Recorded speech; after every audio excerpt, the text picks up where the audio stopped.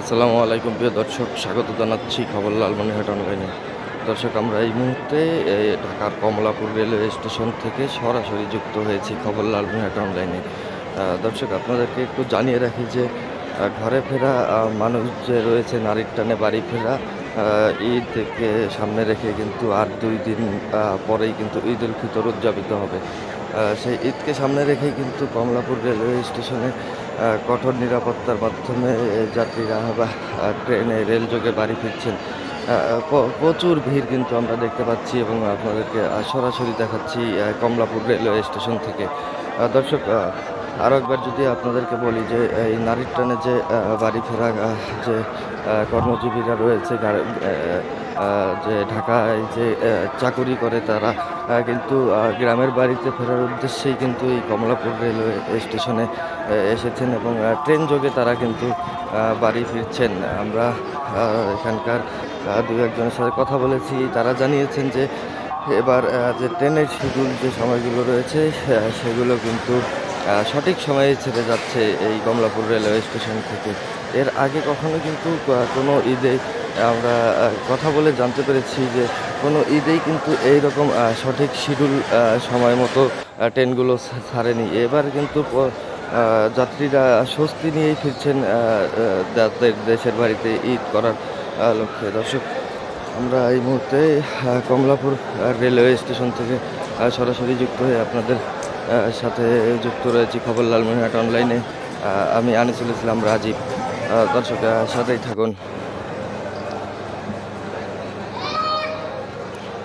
স্বপ্ন যাবে বাড়ি আমার, এই স্বপ্ন দেখেই কিন্তু যে ঢাকায় যে চাকরিজীবীরা কর্মজীবীরা রয়েছেন তারা কিন্তু বাড়ি ফিরছেন, তাদের গ্রামের বাড়ি ফিরছেন পরিবার পরিজন নিয়ে। তারা এই ঈদ আনন্দ উপভোগ করার জন্যই কিন্তু এই যে কমলাপুর রেলওয়ে স্টেশনে যে ভিড়, প্রচণ্ড ভিড় আমরা দেখতে পাচ্ছি এবং আপনাদেরকে সরাসরি যুক্ত হয়ে দেখানোর চেষ্টা করছি। দর্শক, এই মুহূর্তে আরও একবার যদি আপনাদেরকে জানিয়ে রাখি, আগামী 2 দিন পরেই কিন্তু যে শুক্রবার 21শে মার্চ 2026 কিন্তু ঈদ উল ফিতর অনুষ্ঠিত হবে শনিবার 21শে মার্চ 2026। দর্শক, এখানে আমরা দেখতে পাচ্ছি যে কঠোর নিরাপত্তা চলছে কিন্তু যে টিকিট চেকার যারা রয়েছে, টিটি থেকে শুরু করে গেটে কিন্তু 3 স্তরের নিরাপত্তা ব্যবস্থা আমরা লক্ষ্য করতে পেরেছি এবং আপনাদেরকে দেখাচ্ছি। দর্শক, সরাসরি এই মুহূর্তে খবর লালমনিরহাট অনলাইনে যুক্ত করেছি আপনাদেরকে কমলাপুর রেলওয়ে স্টেশন থেকে। আমি আনিসুল ইসলাম রাজীব। দর্শক, কড়া নিরাপত্তা আমরা দেখতে পাচ্ছি। কড়া নিরাপত্তার মাধ্যমে কিন্তু 3 স্তর বিশিষ্ট নিরাপত্তার মাধ্যমে কিন্তু যাত্রীরা এই কমলাপুর রেলওয়ে স্টেশনে প্রবেশ করছেন এবং তারা যে বাড়ির উদ্দেশ্যে যাচ্ছেন সেই ট্রেনে গন্তব্যস্থলে পৌঁছানোর জন্যই কিন্তু তারা এই গেট দিয়ে প্রবেশ করছেন। আমরা আপনাদেরকে দেখানোর চেষ্টা করছি। দর্শক, আপনারা দেখছেন সরাসরি খবর লালমনিরহাট অনলাইনে যুক্ত করেছি আমি আনিসুল ইসলাম রাজীব।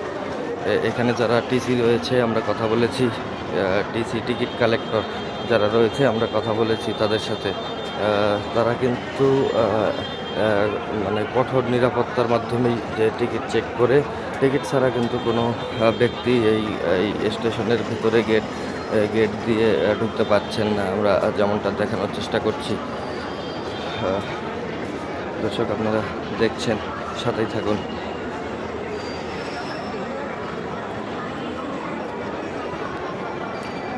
আমরা আর একটু যদি বলি যে এখানে এবার কিন্তু যে এই অনলাইনে যে টিকিট বাংলাদেশ রেলওয়ের টিকিট ক্রয় করে অনলাইনে যে টিকিট কেটেছে, তাদের সাথে তাদের যদি এই টিকিটের সাথে তাদের আইডি কার্ড এবং নাম মিলিয়ে দেখা হচ্ছে, যাদের টিকিটের সাথে আইডি কার্ড সাথে নাম মিলছে না তাদেরকে কিন্তু তাদের বিরুদ্ধে ব্যবস্থা নেওয়া হচ্ছে আমরা দেখতে পাচ্ছি।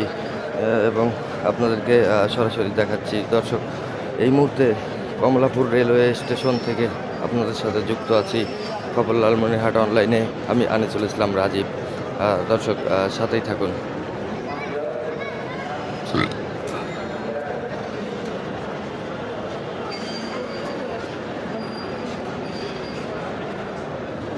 দর্শক, আপনারা দেখছেন টিকিট কালেক্টররা কিন্তু টিকিট চেক করছেন এবং যে প্রতিটি যাত্রীর থেকে টিকিট চেক করে করেই কিন্তু তারা ভিতরে প্রবেশ করতে দিচ্ছেন।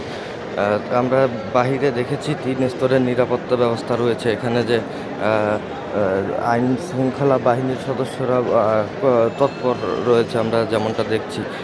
বাহিরে ১ স্তরের নিরাপত্তা ব্যবস্থা পেরিয়ে কেউ এলেও দ্বিতীয়টি পেরিয়ে এলেও তৃতীয়টি কিন্তু পেরোতে পারছে না কেউ।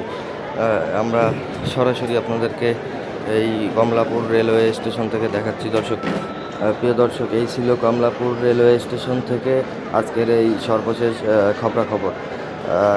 ভালো থাকবেন, সুস্থ থাকবেন এবং খবর লালমনিরহাট অনলাইনের সাথে যুক্ত থাকবেন। ধন্যবাদ।